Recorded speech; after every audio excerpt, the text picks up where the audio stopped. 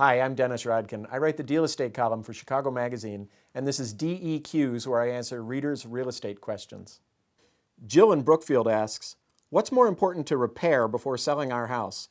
Scratches and cracks on interior doors or cracks and crumbles in our front concrete steps? Well, of course, the best thing to do would be to do both. The fewer visual flaws there are in your property when buyers show up, the less likely they are to be turned off by it. But if you can only do one, if you only have the time or the money to do one, I would say go for the front steps.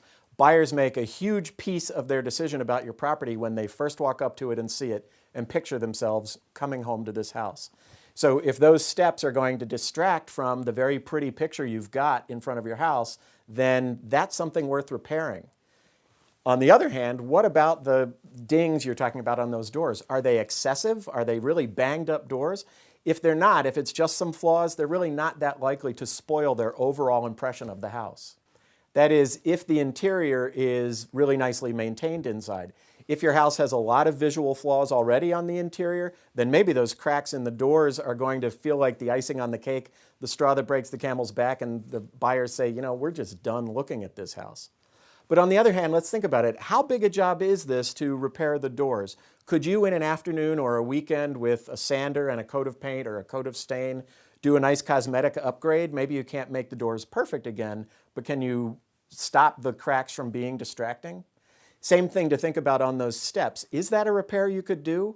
It's difficult to do cosmetic repairs on concrete, but is there something you can do to bring that up a little bit?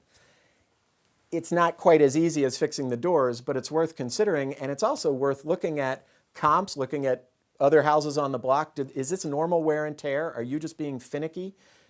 If other houses have similar problems, maybe it's really not as big a deal. Either way, though, you really do want your steps to look as good as you can.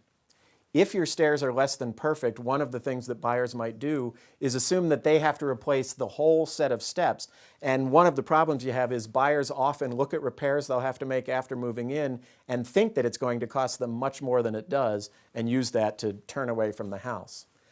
One thing you could do while the house is for sale is you can do a temporary cosmetic cover for these stairs. Could you put pots, it's winter time, it's fall and winter, could you put pots of evergreen boughs, painted sticks, those kinds of decorative things in the steps in a way that they at least distract attention from the cracks and bubbles that you've got?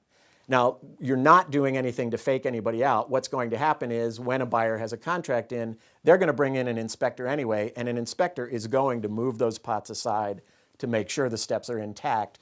So you're not trying to hide anything permanently, you're just trying to create a more helpful visual impression when they first arrive. Should their inspector find these cracks, and most likely they will, then it's up to the buyer to decide whether the damage they're seeing is enough that they want to ask for a price concession from you. Thanks for your question. Send me more at dennis@rodkin.com.